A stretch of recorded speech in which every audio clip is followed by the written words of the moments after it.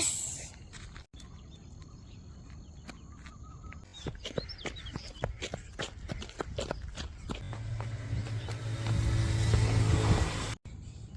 Eight.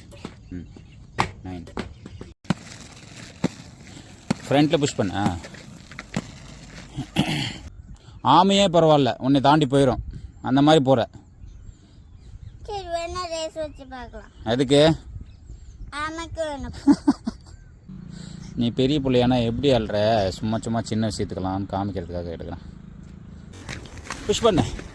அவ்வளோதானே மேலே கோவம்? அவ்வளோதானா? இல்லை இல்லை, முடியும் முடியும் முடியும். காற்று விட நாம் காற்று கிழிச்சிட்டு போகணும் வேகமாக.